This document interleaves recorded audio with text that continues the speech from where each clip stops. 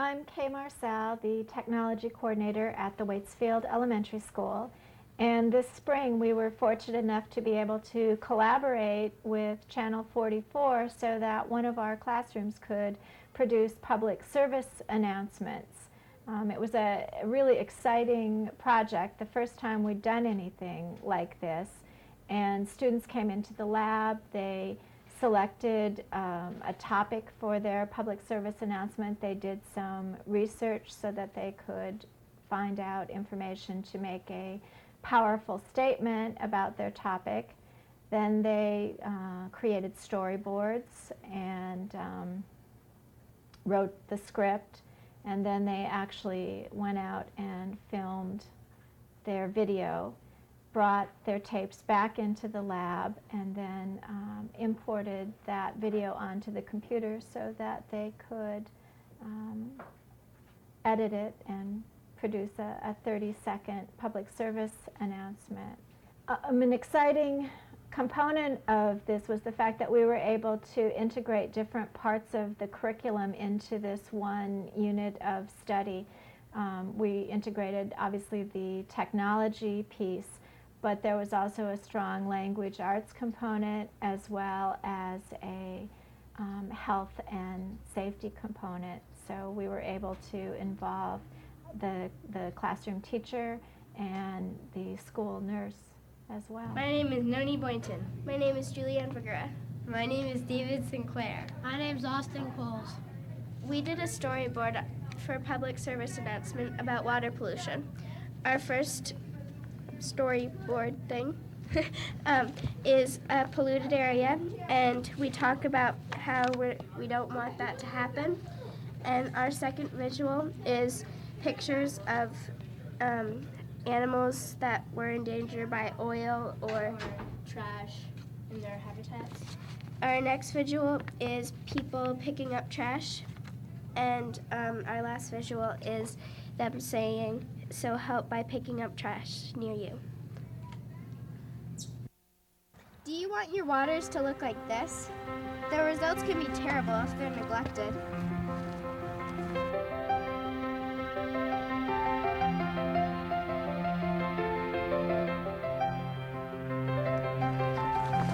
With a little effort, you can prevent these terrible things from happening.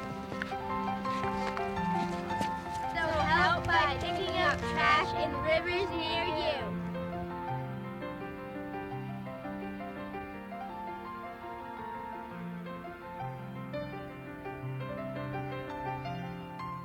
Well, we're doing a public service announcement on wearing helmets.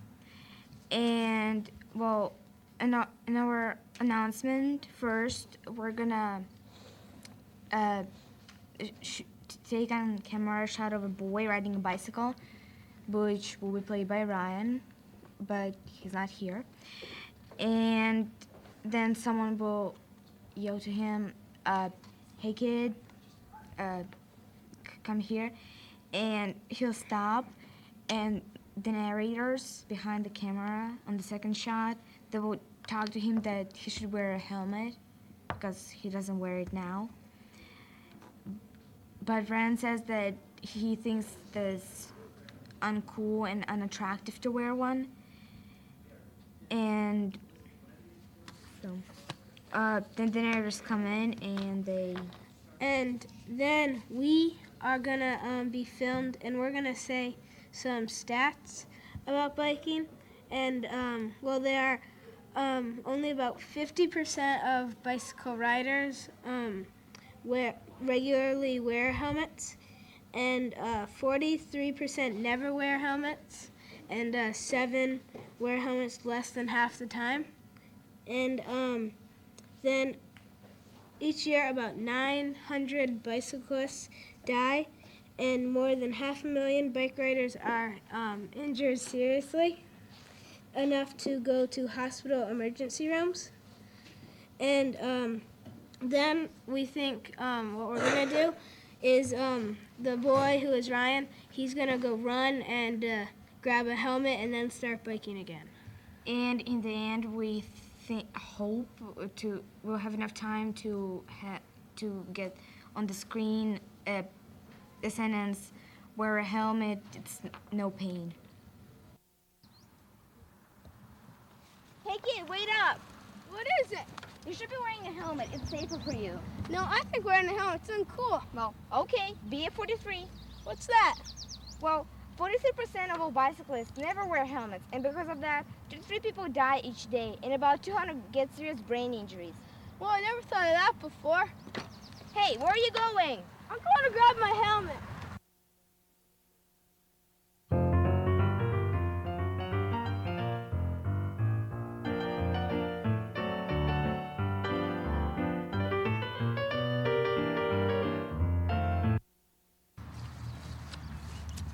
Come on, man, what'd you do that for? Adam, don't you know smoking's bad for you? Yeah, what do you care? I care about my friends, like you.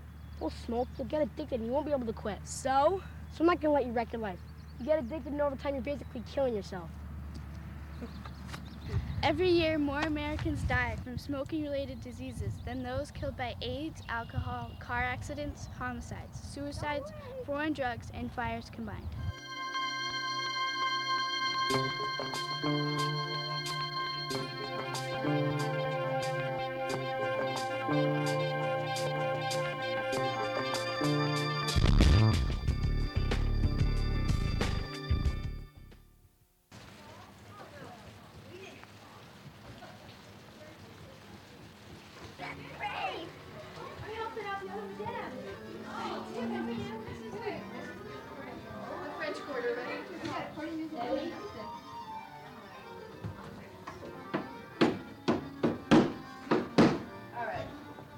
So, I mean, I know you're really busy and I don't want to take a lot of your time, but I have to know, when did this come about? Because it wasn't here like last month. Right.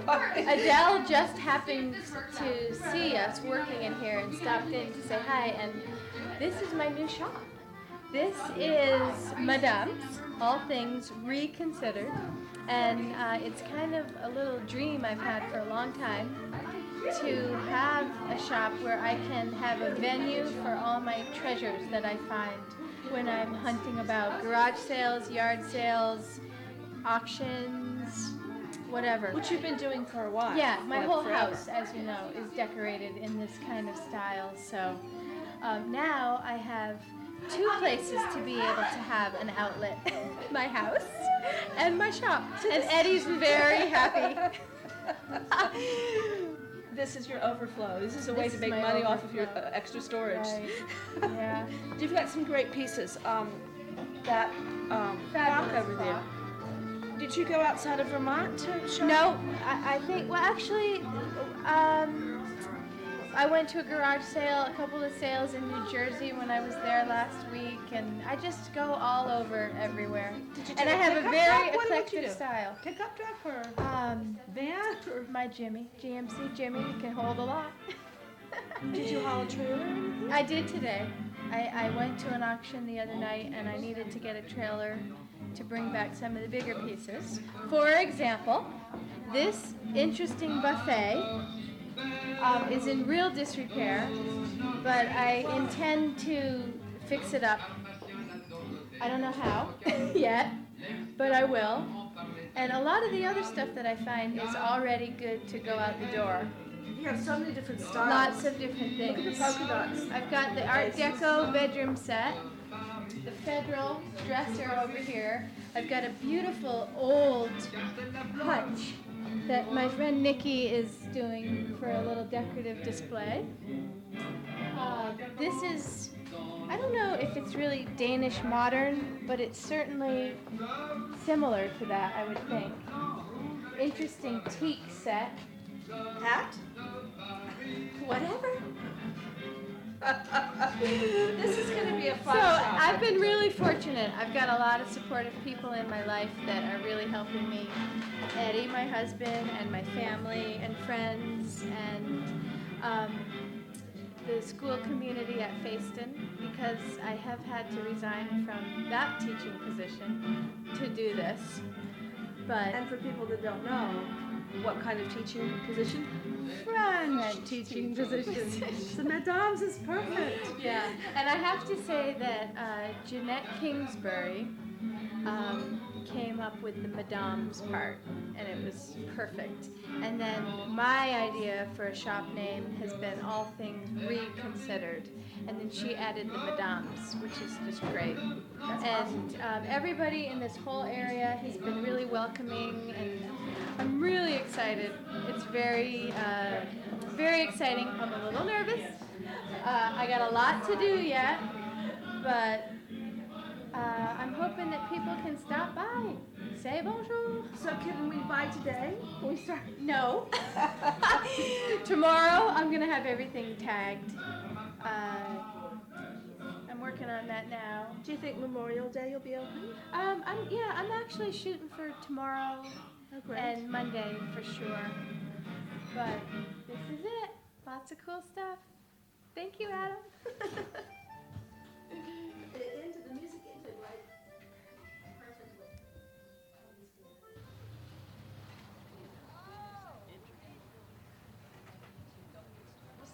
So I'm Doug, and I heard about this incredible yard sale, and I'd love to know what's going on here. Hi, Doug. My name's Mary Schramke, and I'm co-chair for Habitat for Humanity. And this is our third annual Habitat sale, yard sale. The proceeds benefit Habitat for Humanity, and we've been having a great morning. It's been wonderful, even though it's supposed to be torrential rain. The rain's held off. We've got a little drizzle. We've had a lot of customers. We've sold a lot of things this morning, and it's going really well. Yeah, it looks very, very busy. Really well. All right. So what's the next project that you're raising money for? Right now, we're in the process of going through a subdivision request with Warren. We have a parcel of land just below the Bass Tavern on the access road where we're going to subdivide and be able to build 2 houses. All right. I'm pretty excited So about it. when are those Our plans? our final meeting with Warren is June 18th, and after that we're good to go if everything, if we get the approval and the okay for the subdivision. So you hope to start breaking ground this summer? Oh, absolutely. If we get the approval from Warren, we'll be breaking ground in July. And Sugarbush has agreed to do the excavation and the site prep, so we're really excited. We'll be able to do 2 houses, site prep, and then we'll cap one and build the other. And has the application process started for who's going Family to get the selection houses? process has started, and we have, right now, I believe we have 7 candidates that are being interviewed by our various teams within our Habitat group, and that selection process will continue. We do know, though, that both houses will be 3-bedroom houses. So the families have at least 2 children each. Great. And that's what we're approved for. We're approved for 6 bedrooms on this property. So we're Great. pretty excited. Well, I wish you the best of luck. Thank you so much. Yeah. Thank you.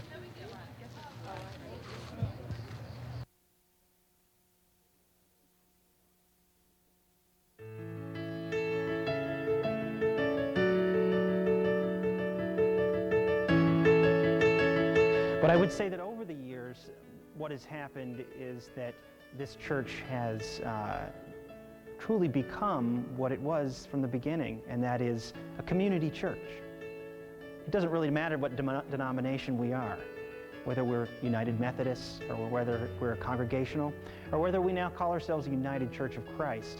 This church and this congregation has been a part of this community in an integral way. It's just bound up in the fabric of the life of this community and simply couldn't be extricated. Alcoholics Anonymous meets here weekly. We have the Women, Infants, and Children program run through the state.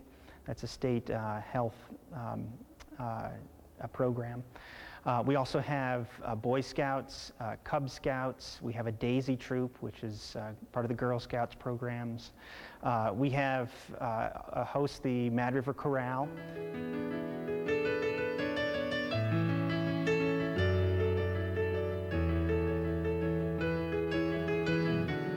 Consider that it really is a landmark. As you come into the village from the north, practically the first thing you see, certainly when I was a child, the first thing you would see amongst the canopy of trees would be the spire sticking up. And as you went up on East Hill and came down towards the village, again, the spire is the first thing that you see. It's quite impressive, and it has a quintessential New England look to it.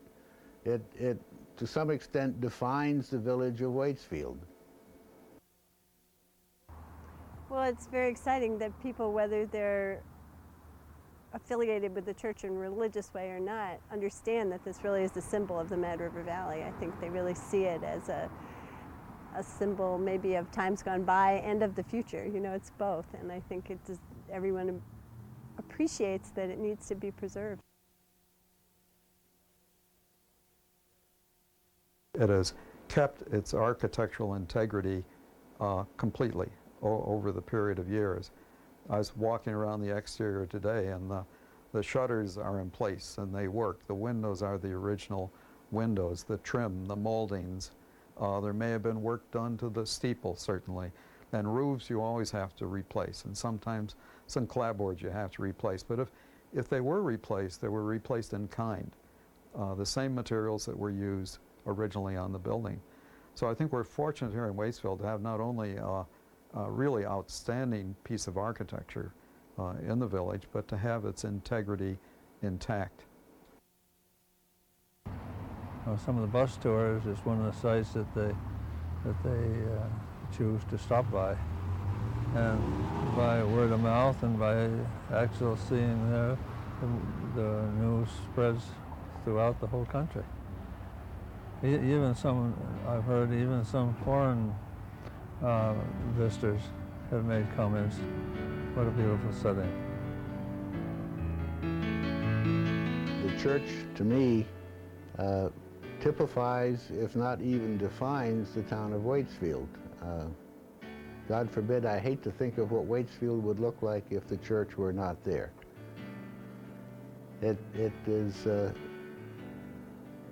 worth saving. It is a bit of the past, and will go on, I hope, long into the future.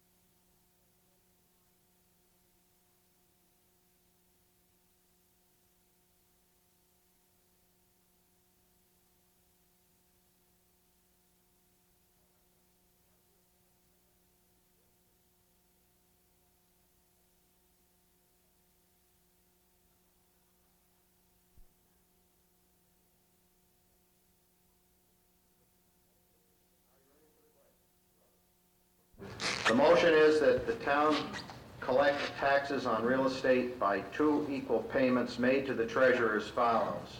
Half, 50%, of taxes to be paid without discount not later than Monday, September 1, 2003, with the remaining half, 50%, to be paid without discount not later than Monday, November 17, 2003. All those in favor, please say aye. Aye. Any opposed, no. That motion is carried. We will now take up Article 5. Will the town authorize the Select Board to set the salaries of the town clerk and town treasurer pursuant to Title 24 VSA Sections 932 and 933? What will you do with this article? So moved. Second it. Moved and seconded to approve Article 5. Are you ready for the question? The motion is that the Select Board be authorized to set the salaries of the town clerk and town treasurer pursuant to Title 24 VSA Sections 932 and 933. All those in favor, please say aye. Aye. Any opposed, no. The motion is carried. We will now take up Article 6. Will the town authorize the Select Board to borrow money in anticipation of taxes and state aid money? What will you do with this article? Move the article. We have moved and seconded to approve Article 6. Are you ready for the question? The motion is that the select board be authorized to borrow money in anticipation of taxes and state aid money. All those in favor, please say aye. Aye. Opposed, no. The motion is carried. We will now take up Article 7. Will the town raise and appropriate a sum of $86,500 to be added to the town's reserve funds as follows? Equipment, Road Department, Truck Reserve, $25,000. Equipment, Road Department, Heavy Equipment Reserve, $10,000. Equipment, Fire Department, Truck Reserve, $15,000. Restroom, Recreation, and Conservation Reserve, $5,000. Route 100 Transportation Path Reserve, $15,000. Street Trees Reserve Fund, $1,500. Reappraisal Reserve Fund, $15,000. Total $86,500. What will you do with this article? I have a moved and seconded to adopt and approve Article 7 as printed. Paul Hartshorn. I'll make the same speech that always made, I guess. The town can borrow money a whole lot cheaper than we can borrow it to pay our taxes. It's nice to have that money on hand when we want to buy something, but we can bond. The town bonds a whole lot cheaper than I can go down to the bank and borrow the money to pay my taxes. And we got a lot of money sitting there, and the interest rate that we're going to get is very, very small. And You want to speak to that? Again. If you, in the town reports, you have a look where our monies are right now. Page 29, our capital improvement is where we're planning on spending this money, and page 32, 33 is where the monies are right now. I mean, Paul's right. I mean, our interest rates are at the present time low, changed in the past few years here. But I guess the feeling of this board is in order to try and keep a pretty consistent level of our budget over the years, we've got some of these are pretty fixed. We know when these trucks are going to be due to be replaced. The fire trucks, the town trucks, restroom and recreation. Actually, that's down a little bit this year. This particular reserve fund has had a transformation, I guess, over the past few years. Seems to start as restroom, and then we threw recreation in, and more recently conservation. But it's this board's thoughts that maybe in the next few years, there's a number of different factions in the valley with recreation, and maybe trying to get that combined. So our thoughts were maybe decrease that a little bit this year. The transportation path reserve, hopefully that's coming here in the next couple of years, as far as the efforts that are being currently put forward. Street trees reserve, that's down a little bit from last year, down $500. We kind of backed off a little bit this year with the path, with the sewer and water being not up in the air, but still nothing definitive yet. Our feeling is we don't want to continue to plant trees in areas where potentially they're going to be dug up in the next few years. The reappraisal, we allocated $15,000 from Article 9 last year, and that hopefully around by 2006 we're going to have to reappraise. So again, I guess this board's feeling is just have a little foresight in here, continue to add to these funds so that when the time comes and these monies are necessary, they're there, rather than seeing blips or sudden increases or whatever you want to call it in the tax rate. Okay. Are you ready for the question? The motion is that the town raise and appropriate a sum of $86,500 to be added to the town's reserve funds as follows. And I'm not going to read it again. It's as printed in Article 7. All those in favor, please say aye. Aye. Opposed, no. The motion is carried. We will now take up Article 8. Will the town vote a budget to meet the expenses and liabilities of the town and authorize the select board to set a tax rate sufficient to provide for the voted town and school district budgets? What will you do with this article? Al and Neil. I move the article. No, this is your number. Right. Give me a number. The total town budget is $1,131,985. All right, we have a motion from Alan Neal that the town vote a budget in the amount of $1,131,985 to meet the expenses and liabilities of the town and authorize the select board to set a tax rate sufficient to provide for the voted town and school district budgets. Is there a second? Second. Moved and seconded. Just by way of information, Paul, before you speak. I just want to point out to people where in your town report you can find that number, just by way of information. If you turn to page 28, and you will find a heading, Total Budget. You'll see total operating budget expenses of $1,045,485. That's under the Budget 2003 column. And below it, the $86,500, which you just voted. And if you add those two numbers together, you get $1,131,985. All right? Paul, did you wish to speak? Well, I noticed that we've got $3,000 budgeted for the medical center. All right. And we've done this for quite a few years. Back 20 years ago, it seemed like a sensible thing to do to support that medical center. But right now, we've got another doctor in place in town, we've got dentists in town, we've got other types of medical people in town. And it seems to me that the government ought to get out of the business of supporting one enterprise that competes with private enterprise.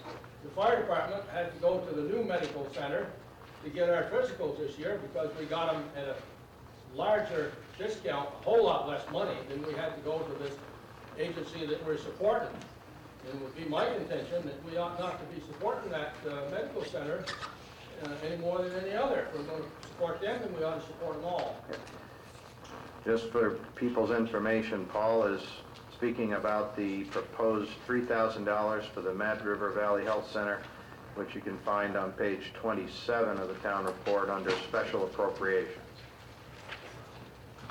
Any other comments with respect to the pending motion? Excuse me, sir. Are you a registered voter in the town of Waitsfield? Yes, I am. You are? Okay, then you ought to be sitting over here.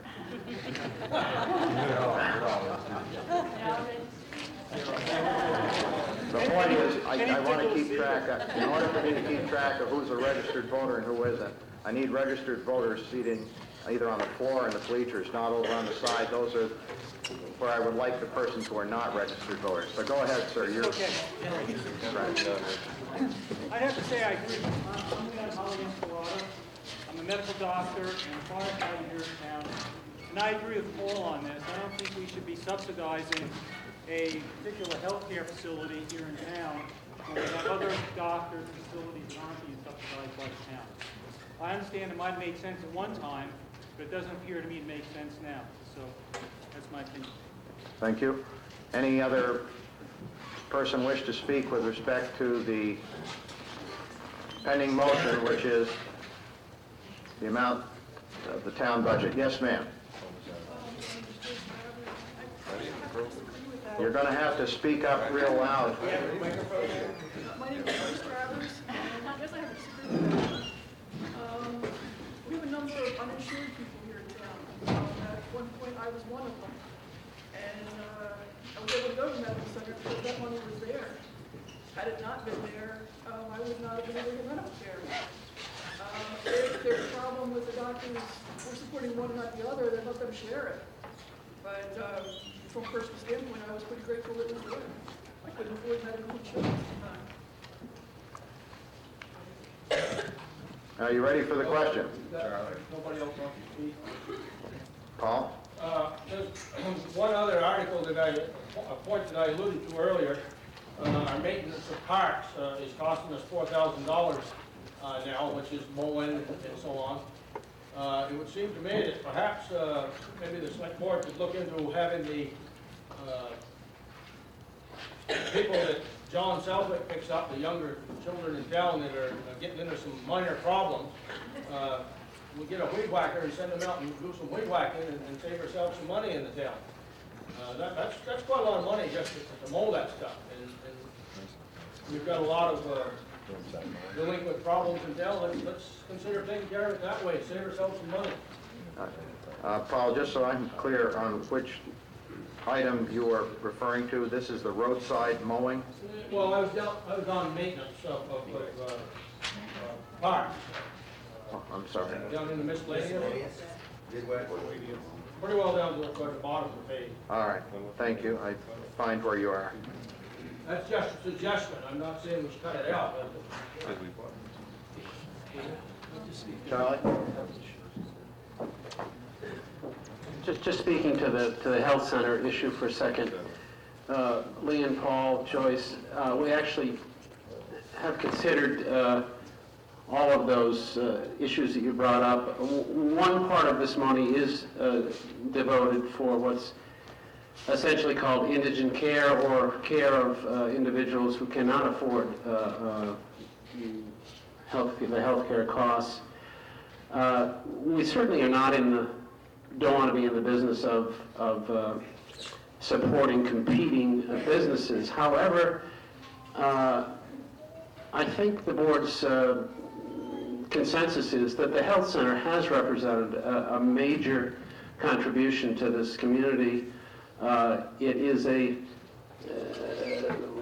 spent a lot of time attracting a family practitioner, John Saya, who followed Dr. Quimby and Frank Cook and the various people that now work in that office. So we still feel that it's legitimate for us to support the family care facility, and unless there is I think a major outcry, we will continue to do that.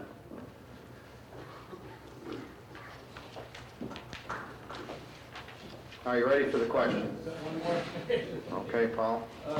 On the Valley Transit purchase there, we've got $6,250 allocated for buses. Okay, could you tell us which page you're on, Well, Paul? I'm still on page 27, All right. right at the top there, down about fourth item or so. Yep. Mad River Transit bus purchase, $6,250. I'd like to see the evidence, I'd like to see why we need to spend so much on transportation in the valley. I see these buses running around and there's not a whole lot of people in them. And I don't see how you're going to convince most of us people that drive to work or drive to our businesses or whatever to ride that bus to cut down on vehicle travel in town. You know, all of these things are nice, but you know, there's many of us that are getting to be my age. I'd like to live out my years in this town, but it looks to me that if I quit working and retire, that the town's going to take my property for taxes because they can't pay it. And I don't know how many other people here are involved in that, but there's a lot of taxpayers in town that just can't afford any more taxes. And this is a frill that I've got to see proven that it's bringing back more than it's bankrupting the taxpayers. Does anybody want to respond to that? Mark? I just was handed this. This is the latest ridership numbers for the bus the weekend. This is as of February 24th. Last year, at that time, there had been 2,300 riders. As of that time this year, we are now up to 5,156 riders, almost a doubling of the ridership. I've also been made aware that there is a significant increase in the number of our teenage population that is using the bus to get around town, actually to meet friends on occasion. So I think the bus is actually is becoming a much more useful and used tool, particularly now that we own the bus and the routes are controlled locally as opposed to a Montpelier operator. We are getting the routes designed to help to service our local residents. They are being used for our local residents. There are people who are regularly using the bus to go to work. They can now call. The bus company will tell them when to be outside, and they will get picked up and taken to their job. So I think the bus is a very good tool. It is getting a lot more use. And in fact, that the town only cost is the $6,200 to purchase the bus. All of the operating expenses are being supported by state and federal funds. I'm sorry. Yes. Jennifer Curley. I was wondering maybe it could be subsidized a little bit by maybe some advertising on the bus, inside the bus, maybe outside of the bus. I think that's coming. Right. And then the other thing is, why not charge them $1? I mean, it wouldn't hurt, and nobody would mind paying it. Russ, okay, thank you. Mary Alice? I'm Mary Alice Christie, and I just wanted to speak in favor of the bus money because it's now being used by seniors at Evergreen Place to get to their hair appointments, to go all around the area. I happened to go to the post office the other day, a very, very cold day for the skiers, and about 15 women got off to go shopping in the area. I think it's a very good investment. I also would like to mention that the seniors recently received a grant from the Council on Aging to do a transportation survey of the valley to see if there are people who can't get around, particularly the elderly, disabled, and we will let you know in the future how that comes out. Yes, Bob Tracy. I was speaking with these foreign students you have working up the mountain this year, and they're not in a position to have a car. And they're using this bus full time to get back and forth to work and anything else they want to do. Vice Bennett? Yeah, I just wanted to expand a little bit on what Mark had to say. The statistics you have are for one route.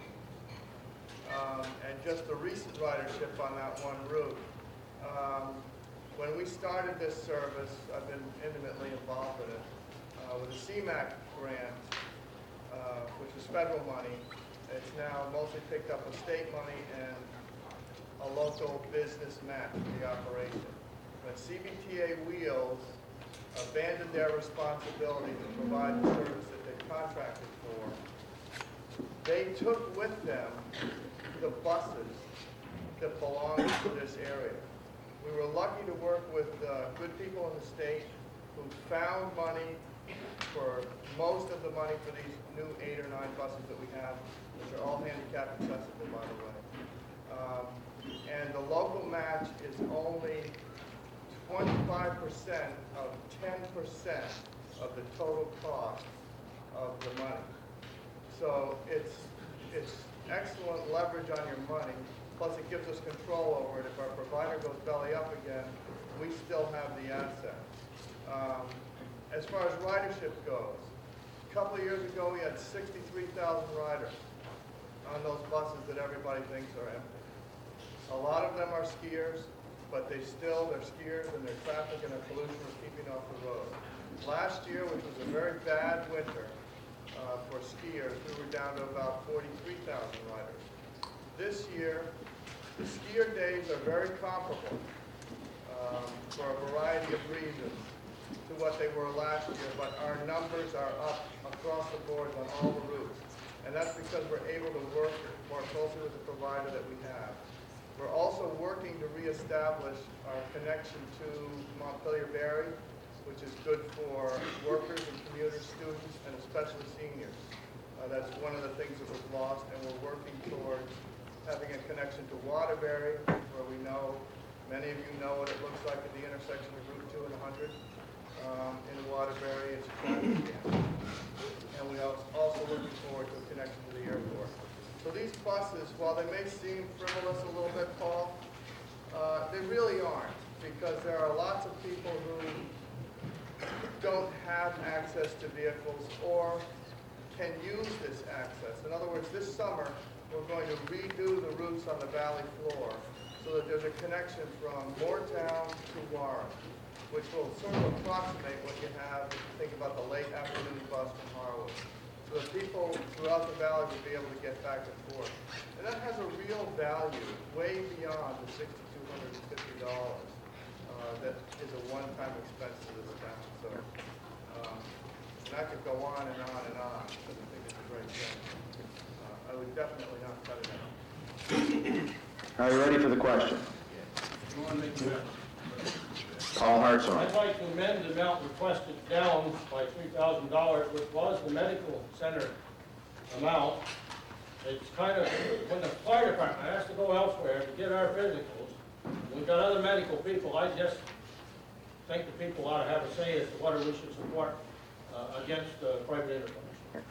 Paul, I just want to make sure I'm clear on what you're moving to amend. You want to eliminate the line item of $3,000 for the Mad River Valley Health Center as shown in the 2003 budget on page 27. Right. We have a motion to eliminate a payment of $3,000 to the Mad River Valley Health Center. This is an amendment to the town budget. Do we have a second to that motion? I second that motion. Okay. Okay, now we will debate only the amendment. Mary Alice. Yes, I'd like to speak to this because I really feel the Mad River Valley Health Center has done a terrific job for the valley over a number of years. They are planning to do some changes, as I understand it. And I understand that we have a new internist in town who can do specialized care for adults. But that's not a family health center. And this is, the center is a federally funded center, and as someone mentioned before, they have to take indigent care. This internist does not. She doesn't have to have any cost shifting. And that's exactly what it is. When the fire department comes for their physicals, they probably put a little bit of that indigent care into making it more. That's what's happened to our non-system of health care, which I could go on forever about, but I won't. It's a deeper problem that we need to address down the road, but I don't think this is the way to do it. We need our Mad River Health Center. Yes, sir. I want to point out that that's an error, that the doctor that works down at Karen Endicott does take indigent care and provide the same kind of indigent care for adults that people get at the health center further uptown. I really think that subsidizing one set of healthcare providers ultimately limits choice for patients here in the valley, particularly since the doctor Endicott does take indigent patients. So I think it's anti-competitive. And if anything, it would make doctors looking at coming to the valley who weren't going to join the health center hesitant to do so. Okay. Yes. Mimi. I'm Mimi Michael, and I work for Dr. I just wanted to make one point that I think people may not understand. The health center is an entity supported by the towns. Dr. Cook is not part of the health center. He leases from the health center. So what Dr. Cook does, what Dr. Endicott do are up to them personally. What the health center is doing is providing a place for health care in the valley, with or without Dr. Cook, and that's what they're asking for the money for. They do subsidize some health care that is not provided by Dr. Cook, provided by outside health center has provided money for that. Just as a point of information. Are you ready for the question, which would be to vote on the amendment? Charlie? Maybe you can answer this. Do the other towns contribute? Yes? Yes. Same amount? Yes, I think smaller, basically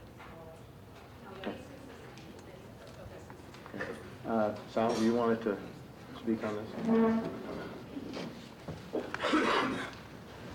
I wanted to add one small point to this. To confirm what Charlie said, there was a great deal of discussion about this very point when the representative of the medical center appeared before the select board. The point I wanted to offer you was how that meeting ended. She went away with the understanding, a clear understanding, that we had some concerns about the competitive or anti-competitive quality of this money. And also, we asked her specifically to take this information back to her board and be sure that when she appears next year, which no doubt she will, they have taken the time to evaluate these very concerns. So I don't know if that helps you in any way, but our plan was to get past this year and to look at this one more time next year in a situation where the board is as aware of this issue as we were this year. That's how that meeting ended, and I thought that might be of some help to you. Are you ready for the question? Yes, sir. You move the question. All right. On the amendment. All right, now we're going to vote on the amendment. So the motion that is now before you is to eliminate $3,000 from the town's 2003 budget, namely the $3,000 designated for the Mad River Valley Health Center. Does everyone understand the motion? All in favor, please say aye. Aye. Those opposed, no. No. The noes appear to have it. The noes do hear it. Got a question about There was no doubt in the moderator's mind as to the outcome of the vote.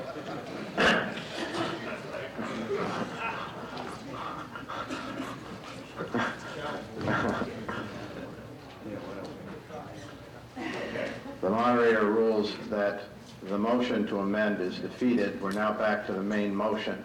Are you ready to vote on the main motion? I'll restate it.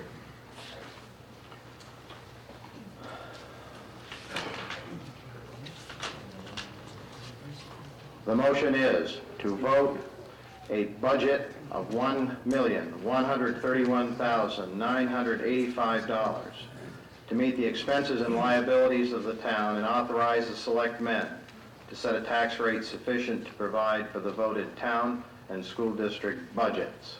All in favor, please say aye. Aye. Opposed, no. No. The ayes appear to have it. The ayes do have it, and you have voted your next year's budget. Moderator, I'd like to move to take Article 10 out of order for this year. I'd second that, Mr. Moderator. Yeah, just 1 second.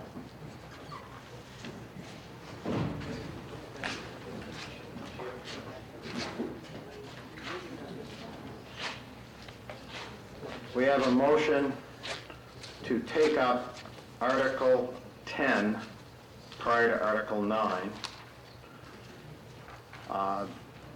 And if there is no objection of the Assembly, we can do that. There appears to be no objection by the Assembly, so therefore we will take up Article 10, and I will read the article to you. It's on pages 5 and 6 of your town report. Will the voters of the town of Waitsfield adopt the following resolution regarding Vermont's school funding law known as Act 60? Whereas Act 60, the Equal Education Opportunity Act of 1997, promised an equitable allocation of educational spending among all taxpayers, And whereas Act 60 has failed to fulfill that promise by establishing an income sensitivity formula that fails to protect all property owners from escalation of property taxes relative to their income, by inventing a block grant program that fails to account for the costs of living and of operating schools from town to town, and that is set arbitrarily low, resulting in inequitably high local share taxes for some towns, by adopting an equalization methodology, common level of appraisal, administered by the state that relies on an arbitrary and capricious formula for calculating a town's equalized grand list, by preventing voters and taxpayers from planning for the future due to the imposed insecurity of the rising cost of owning their home, their sanctuary,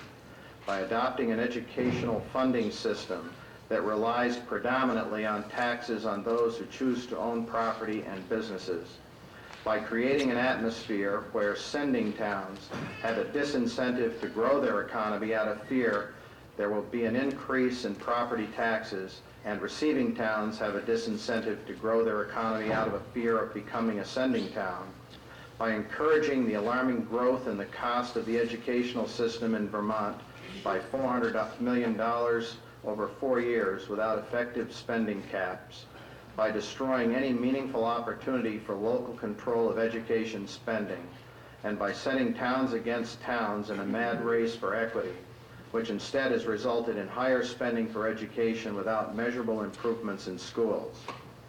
Now therefore be it resolved that the voters of the town of Waitsfield hereby urge the Select Board to consider withholding that portion of the state equalized property tax that is above the $1.10 rate, and to hold these monies in escrow pending effective positive legislative change to Act 60. What will you do with this article? Move it. We have a moved and seconded to adopt Article 10. Now, James Parker is here. James is a resident of Warren. Probably most people in the room know him. As a non-resident, he isn't permitted to speak at this meeting unless he has the consent of this assembly.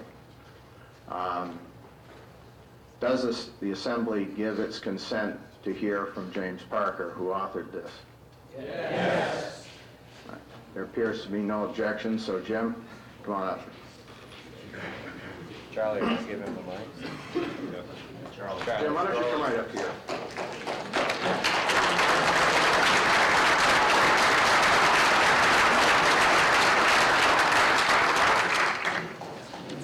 Thank you, Select Board. Thank you, Mr. Moderator, for giving me this opportunity to speak to you.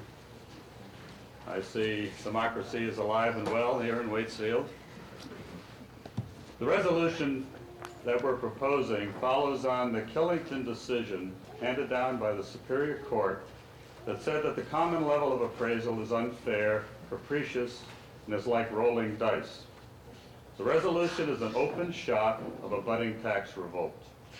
What we were asking, not demanding, the Select Board to do with this resolution is largely symbolic. However, it does send a message to our legislators that we are not going to wait for the cost of education to rise to such a ridiculous level that they will not be talking about reducing property taxes, but where can we get more revenue? Under Act 60, the cost of education has risen from $5,700 per pupil in 1997 to $10,600 per pupil in 2003. We have added 800 new teachers and aides to teach 10% fewer teachers during that period. Equal education opportunity has never been defined as was required by Brigham or the cost associated with it. It is an open-ended, subjective, and it will continue to be very expensive. Now we have the additional tax burden of using our property taxes to bolster the general fund. Legislative contributions to the Ed Fund from the general fund have fallen $24 million short this year. This alone is reason to fear the impact that Act 60 will have on our property taxes in the future. We have lost local control In the past, we paid for our schools we felt we could afford with our property taxes raised locally and spent locally. Does anyone feel that we have more control locally now of the quality or the cost of education? This regressive law drives up costs while reducing local control and places the greatest burden on people who choose to own property. The run-up in property values was unexpected in Montpelier and contributed tens of millions of additional dollars in unanticipated revenue. But this windfall was spent anyway, and now is bolstering the general fund. What confidence can we have in the legislature and the education department's fiscal responsibility? The costs we can affect locally are minuscule compared to the nearly 80% of the spending negotiated and controlled at the state level. You want to reduce costs of anything, you start by consolidating and reducing overhead. There is no will or political courage or agreement to do this at the state level. So costs will continue to rise and the demand for more and more revenue. We have to find a way to regain local control of our property taxes and our education costs, or we are doomed to ever-increasing liability on our homes. What we are asking of the Select Board is illegal. However, America was founded on this very principle of challenging unfair taxation. It was illegal then, too. The legislature is divided. There is no leadership. The Senate's plan to raise the statewide property tax makes the inequities in the common level of assessment much worse and accelerates sharing under the guise of eliminating the sharing pool. We need tax burden relief now, not 2 years from now when the cost of education has risen, as projected, to nearly $12,000 per student. The longer the legislature can stall, the less likely they will be able to find a way out of this property tax fiasco. Thank you very much.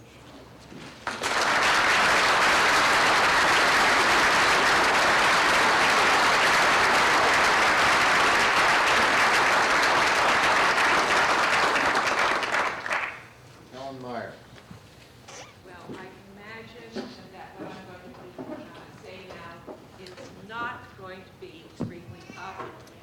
So we'll start with that, and we'll start with one of the key points with which I agree with Jim on. He's right about the fact that the general fund has not been contributing the promised amount to the education fund.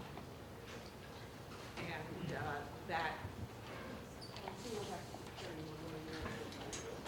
oh, well, it's not because, I do that anyway. After having been a teacher, I can't bear to, stand and keep my back to someone. Let's put your back to why I feel that this article is something that should not be voted on favorably is that it's based on what I think are a series of suppositions which are seriously flawed. And I'd like to go over them one by one. You're going to be happy I'm not going to discuss every single one.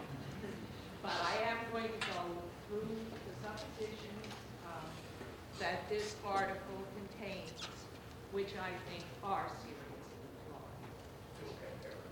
flawed. Helen, nobody can hear you, or some cannot hear you. All right, I'll go on. Just push the button on that thing and hold it up to your mouth and we'll be able to hear it. Slide it up. Is that on? Yeah. Why should we oppose this article? First, if the select board actually did withhold the money we would be liable to penalties as stated in state law. Specifically, we have to give in our this article is specifically recommending that we not send in our local share, which is $876,978. At 8% per annum, assessed per diem, which is the state law, that would be $192 a day that the town would be paying in order to send a message. I think that's a little bit much. The other thing is, in this discussion, very often what is forgotten is the primary purpose of Act 60 and of the Brigham decision, which was to equalize opportunity for all Vermont's children. I don't think that anybody here would vote against that. So that whatever changes happen, this is what we have to keep in mind. And then, thirdly, the legislature is already working, I would say, feverishly to change Act 60. And I am in favor of changes. I'm just not in favor of voting this article based on the suppositions that are in it. Now, you obviously, many of you feel your property taxes are too high. Well, I'm not going to fool you. A good education costs money. And if we don't pay it with property taxes, we'll pay it with some other tax. Or else we'll decide not to have good schools. That is the simple fact. Okay, but it seems unfortunate that we might vote to pass on an article that is predicated on some suppositions that either fly in the face of common sense or are contradicted by the evidence. According to the article, these are the mistakes that Act 60 has promulgated. One, these are the ones that I'm going to specifically address. By inventing a block grant program that fails to account for the cost of living and operating schools from town to town. Do computers cost less in one town than another? And more significantly, teachers' salaries are usually the largest cost in running a school. Do teachers say, oh, I want to take a much lower salary because I can buy a less costly house in that town? I asked my husband, not one of the hundreds of teachers that he helped train at Johnson ever expressed such a desire. Teachers want to teach in good schools. Good schools cost money. Another supposition is that by encouraging the alarming growth in the cost of the educational system in Vermont by $400 million over 4 years without effective spending caps. How many of you think that in fiscal year 02, we spent $400 million more than we did in fiscal year 98, the year before Act 60 kicked in? How many people think that we're now spending $400 million more a year than we did before Act 60? This is a total statement. I certainly believe it. It's not true. I'll give you the figures. These figures, by the way, are from an anti-Act 60 website. So in fiscal year 98, generally considered the year before Act 60 kicked in, we spent, this is statewide, $720.76 million. 4 years later, in fiscal year 02, we spent $910.50 million. Do the math.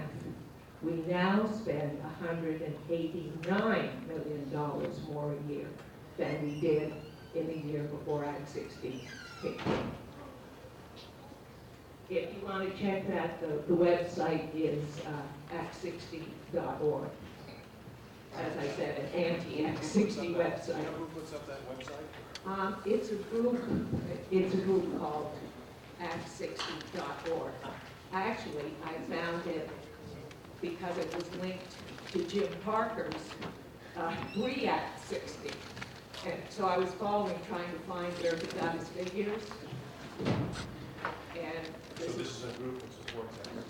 no, it's a group that is against Act 60 that gave these figures. Let's, Yes, Helen, hold it. both of them. Helen, let's not conduct debate with people on the floor. Oh, Confine your remarks to the article so that others have a chance to speak as well. Okay, you can ask me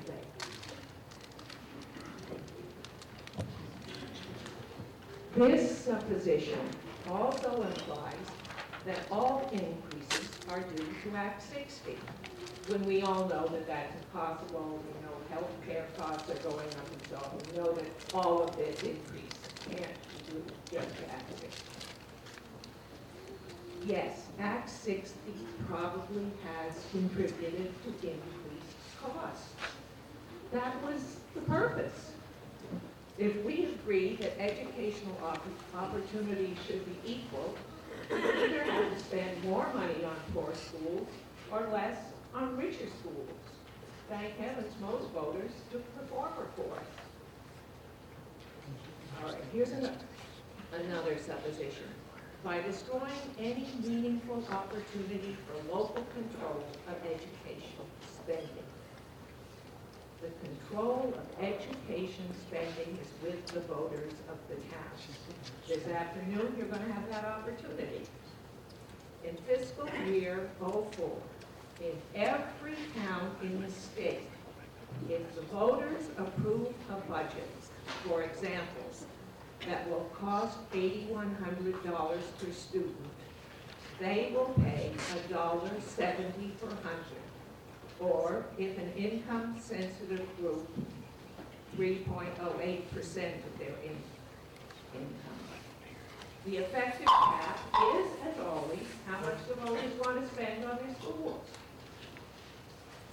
Okay, the final supposition that I'm going to address. By setting towns against towns in a mad race for equity, which instead has resulted in higher spending for education without measurable improvement in schools. This is quite simply wrong. The only careful independent study of Act 60 supplies the evidence that there is measurable improvement in schools.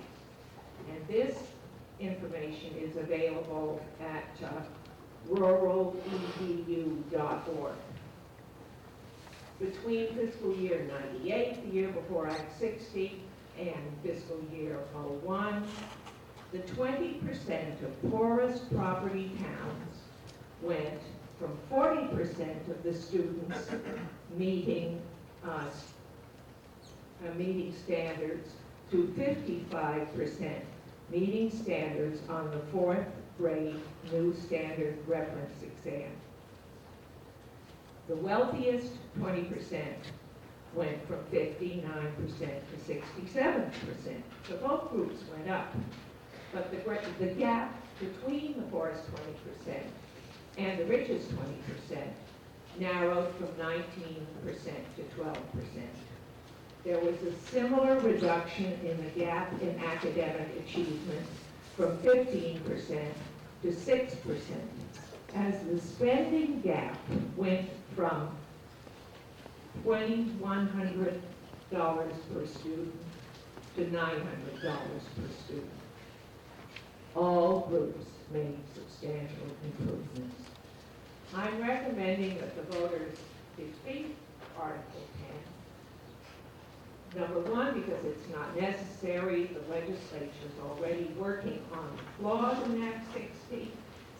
And number two, because there isn't, based on the suppositions given here, there isn't enough reason to pass it.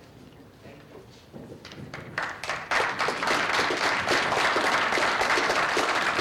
Mauricio.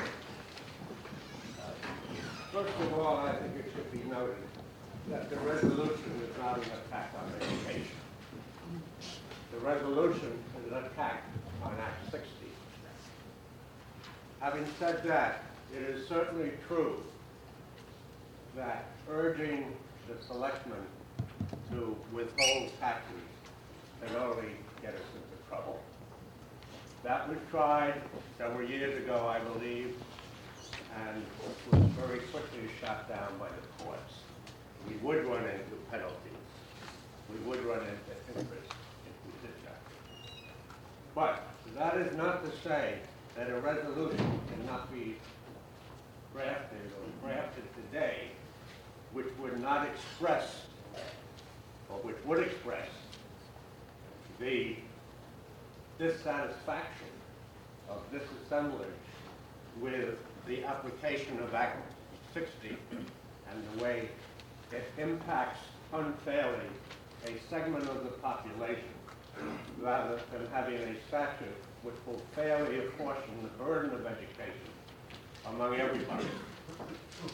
Now, it is true that the legislature is working feverishly, if you will, on amending Act 60. And I think fever is the right word, because I have looked at the proposals here very quickly. And before I retired, I thought I was rather good at analyzing legislative and legal gobbledygook and gobbledygook.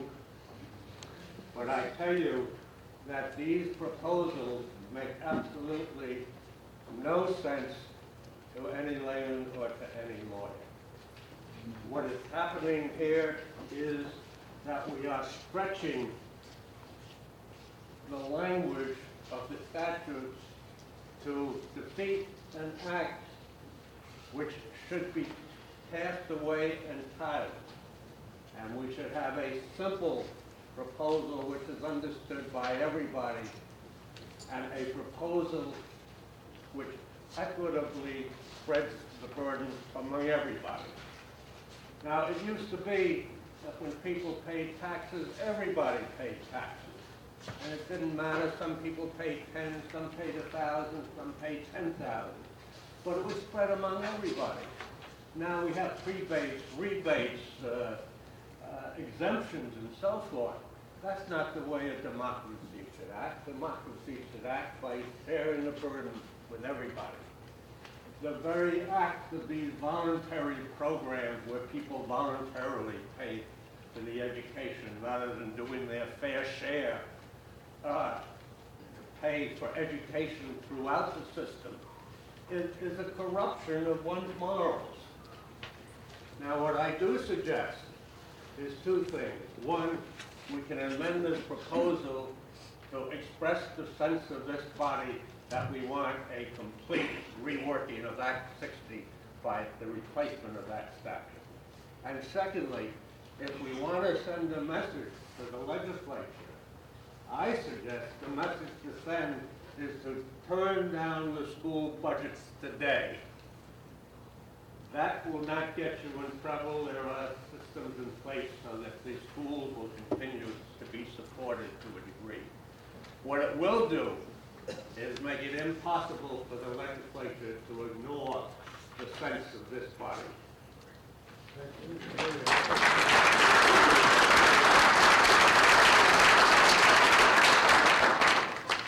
I want to thank Mr. Parker for pointing out that what we're asking our select board here to do is in fact illegal, and it's in direct violation of the Freeman's Oath they took when they were elected to office. And I've always been greatly in favor of individual citizens practicing a little civil disobedience. My concern is that we would be asking these people to break the law and to violate an oath that they took when they were elected. And so I'm kind of interested in how you'll respond to this. You must have had advice from council, and I want to know what the select board will do if this thing passes. All right. I should point out, actually, that we rewrote part of this resolution just slightly, and if you look at the final paragraph, we hereby urge the selectmen to consider withholding that portion. It is not that we are being mandated to withhold that portion. I'd also like to just make a comment both to Jim and to Helen, who have, well, first of all, frankly, we put this on the ballot to generate some debate.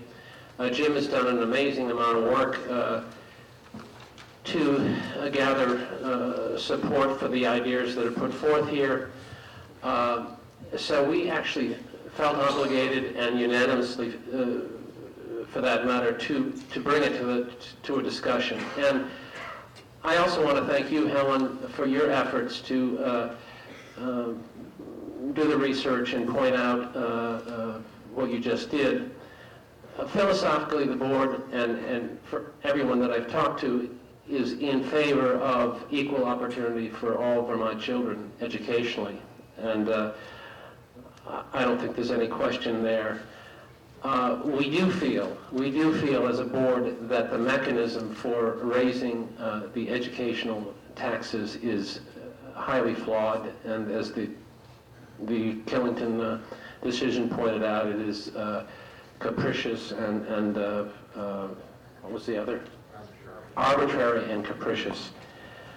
Al, I do take serious objection with the act of rejecting our school budget as a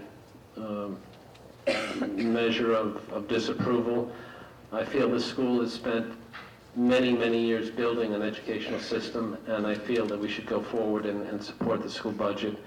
But I am in favor of some version of this resolution being passed, and whether the townspeople would like to change it. But as I pointed out, it is mandating the select board to consider withholding, not to withhold. It says, right in front of you. Yeah. Yes, please. I'm Elizabeth Phillips. One of the things that bothers me about Act 60 is we're supposedly raising all this money for education. Now, if in fact this spending over 4 years did not go up by $400,000, but only went up by $200-some thousand, $1 million, the question then becomes, well, where did it go? Now, we already know that some of it was, if you will, blatantly rated last year to support the general fund. The present governor is planning to do the same thing.